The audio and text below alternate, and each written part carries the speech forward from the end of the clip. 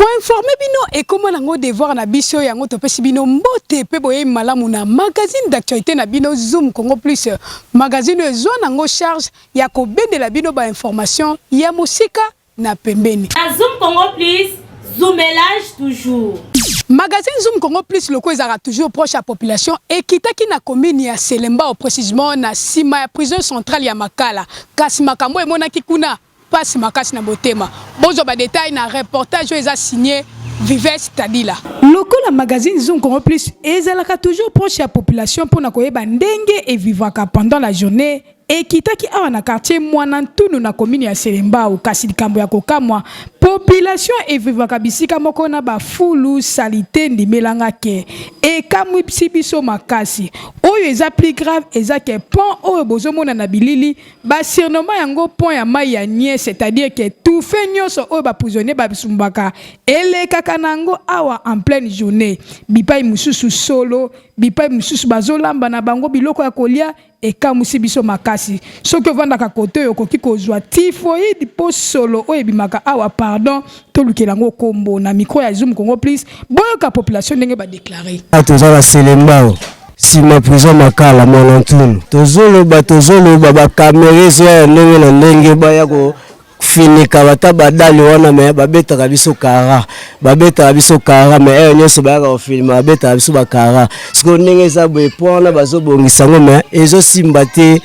simbate mutakotsa maboko azate bon nazali moko ya ba notable na kati ya quartier Mwanantunu oyo twana commune Selema au quartier Mwanantunu bon mama na koloba na yo eza problème ya kini bopeto te kini bopeto ye na sima biso to bandi makambo oyo banda na kala to komela bourgmestre to komela gouverneur même toza osenga na ba gouvernement za koya balinga baye bananu likambo oyo prison centrale de Makala eza na ba prisonnier ebele salité na bango ekendaka wapi tala ndenge okuti biso tozo vivre na salité oyo ya prison centrale de Makala eza ba biloko ya l'état biso to kokozwa ba droit ya kobongisa ngo sans autorisation ya l'état te po oyo penza ezo nyoko na bato malgré ngapa avandi koteta na kota likolo mendete lekaka soki mbule beti okokate place wana donc ba nyenye so bimati libanda donc batinda ta bato oyo bazosala ba terrasse wana baya kobongisa terrasse opo mai penza zwaka lire mbala moko tina kalamu po mai oyo ya prison ndenge yaka bonda banye tanto osangana ba mai ozo utaka na nzela ona ba mapanga bato ozomona keneti bana mike ba maladie typhoïde malaria mais ozo bota bangungi ba malaria bana ba obela pampa même biso ba mikolo neta ta mo mukolo soko ke ba makolo ngulo nyati wana ozozwa ni infection yango vraiment botinda biso bata malamu baya ko sala pont wana ponzela mukuse to ko to ke la banda nde yango Maître ya Selemba au papa pardon boye soni makasi pona commune ya yo population ba vivre kabisika moko na ba tout fait eza normal te pardon kutu parti balobi ba ebiote kita pardon sala salongo po boye eza kitoko te biso pe magazine Zoom Congo Plus tozo continuer toujours ko zoomele affaire oyo ti 2021 et comme la suka likambo bilande makambo na Zoom Congo Plus zoomelage toujours route principale ya quartier Mpasa Maba eza ya kobeba makasi pe tindi population balela na bango na micro ya Zoom Congo Plus bolanda magazine Zoom Congo Plus eza kobeta mbela epa ya bakonzi na oyo etali nzela awa na ville province ya Kinshasa kasi mbela na biso ekoma nango lokola makelele ya ngungi na matoyi ya bakonzi tozali awa na quartier Mpasa Maba précisément na commune ya Nsele nzela oyo bozomona ekangama boye eza seule route principale oyo epermetaka bana Mpasa Maba Baoba Charleville baleka po bakende centre ville Pascal Bitabe to banzela mususu kasi lelo oyo ekoma nango impraticable na ndenge ya kosakana te batu mususu ba préférer na bango koleka na avenue mususu oyo pona kokima ba makama na micro ya Zoom Congo Plus boyoka population ndenge baleli bon maman premièrement to sepeno ndenge boyo ko filmer biso souci ezalaka ke non lokwa bino bozo ko filmer boyo botalisa pe bakonzi Zate, tala bapota basi kisi na nzoto kezongi awa to bula ka bienti. Les tata la biso likambo yo, aya ti la biso likadama tala raba. Donc ke ma to ke ma fa. To sa mongo na nzela ma. Ba erli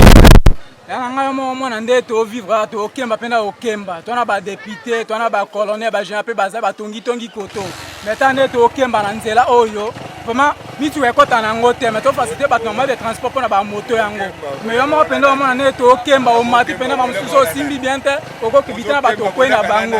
ba mususo kwena batu o mengambo kete traiter nga zonga charge mais ba ngo to pona ka o to pona ba ozo pena ba komo femme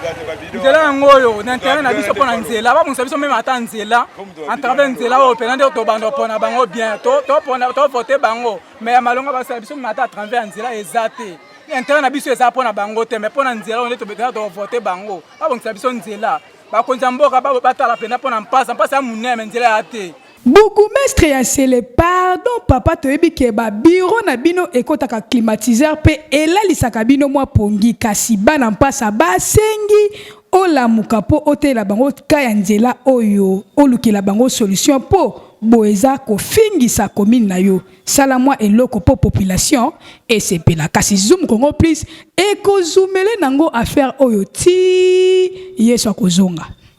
na Zoom Congo Plus zoomelage toujours.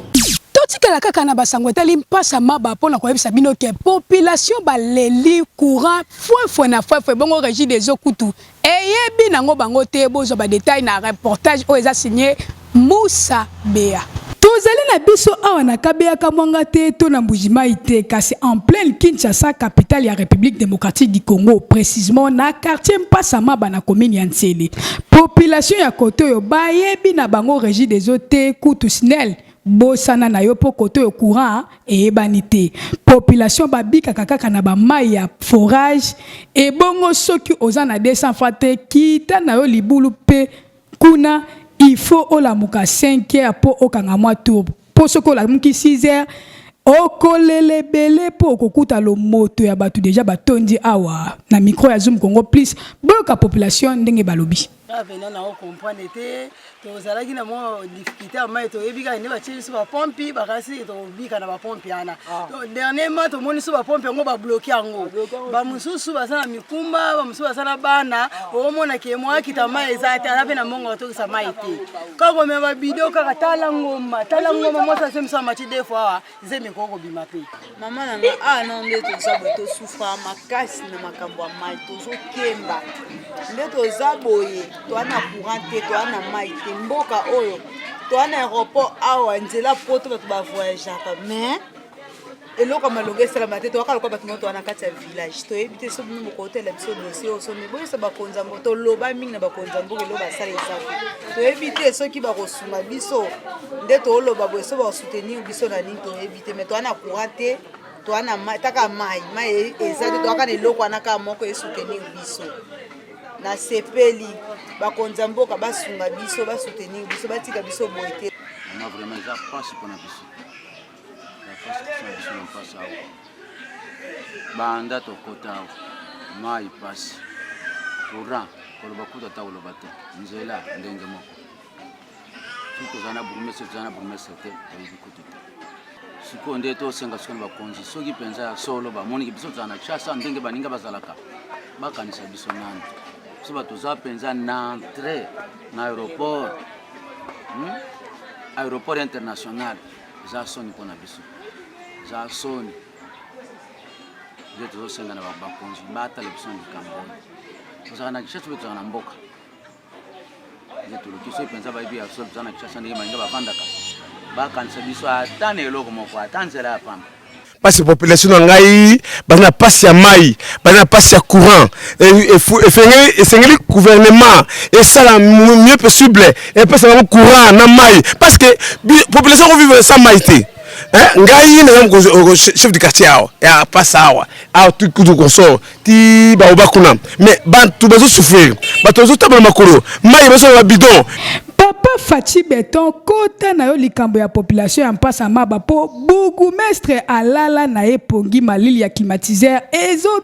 beta yepe ebosanisi ye peuple po SNEL na régie des eaux côté pe musala mabe makasi biso magazine Zoom Congo Plus tokolandela affaire ya bana mpasa ti na ti.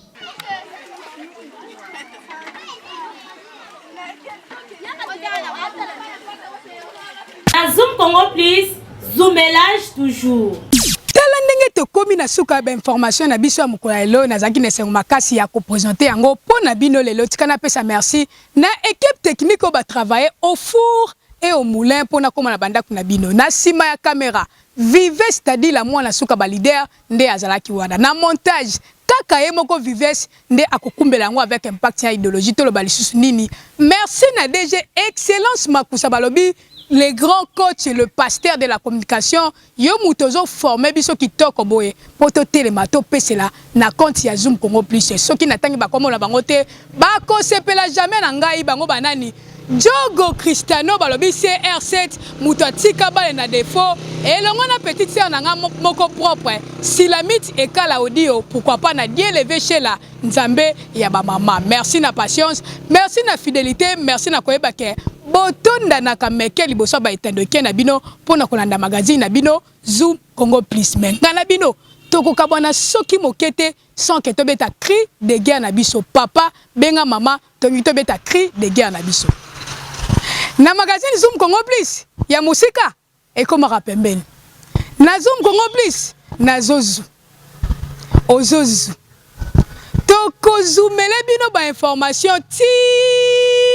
Nkolo Yesu akozonga ngana bino tokuta lisusu mbala sima soki Yesu azongi te kimia tata Nzambe ekoba eumela na bandaku na bino.